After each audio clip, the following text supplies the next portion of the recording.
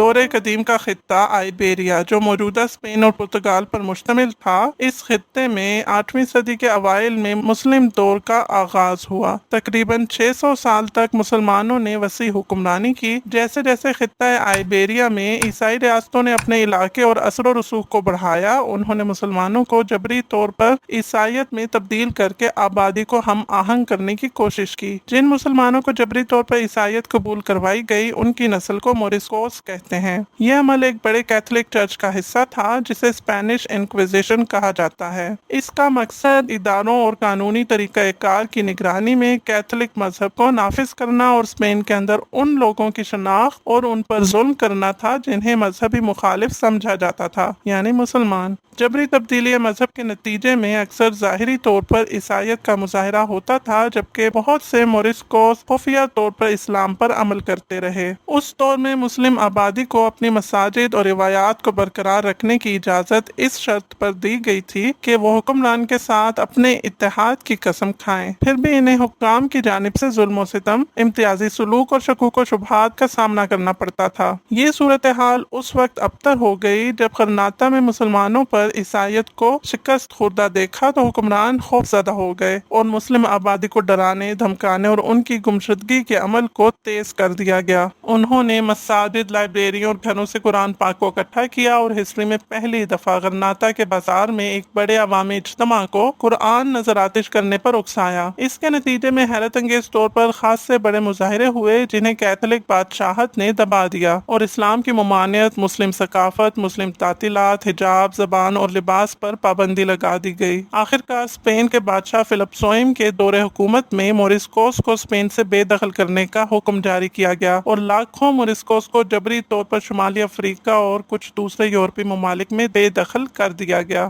اس کے بعد سے قرآن نظر آتش کرنے کا یہ طریقہ کار تاریخ میں اب تک دہرایا جا رہا ہے۔ سال 2020 کے بعد سے ہم نے سویڈن میں جلائے جانے والے 100 سے زیادہ واقعات دیکھے ہیں، جن میں سے زیادہ تر کو اس قوم پرست نے اکسایا تھا جو اسلام کو ممنوع قرار دینا چاہتا ہے اور تمام مسلمانوں کو نارڈک ممالک یعنی Denmark, Sweden, Finland, Iceland اور ناروے سے بے دخل کرنا چاہتا ہے۔ اس طریقہ کار نے انسانی حقوق، نسل پرستی اور ان سے متعلق بہت سے معاملات میں لوگوں کی طرف سے احتجاج کو بھڑکایا ہے۔ ان میں سے کچھ مظاہرے پولیس کے ساتھ پرتشدد جھڑپوں میں بدل گئے۔ عام طور پر ریاست کی طرف سے فسادات کا جواب ہمیشہ جبر ہوتا ہے، لہٰذا یہ قوم پرست مغربی ایک ایسی صورتحال پیدا کرنا چاہتے ہیں جو مسلمانوں کو ان کے ملکوں سے بے دخل کر دے۔ سلمان مومکا کا بار بار قرآن کو نظر آتش کرنے کا مظاہرہ سویڈن میں نفرت پھیلانے کا ایک واضح معاملہ ہے۔ بے شک آئین میں اظہار رائے کی حقیقی آزادی ہے، لیکن اظہار رائے کی آزادی کی آڑ میں دیگر حقوق اور آزادیوں کی خلاف ورزی کو سمجھنے کی ضرورت ہے۔ سویڈن میں نفرت انگیز تقاریر پر پابندی ہے، لہٰذا قرآن کو نظر آتش کرنا واضح طور پر مسلمانوں کے خلاف نفرت پھیلانے اور اسلام کو سرِ عام بدنام کرنے کی کوشش کا معاملہ ہے۔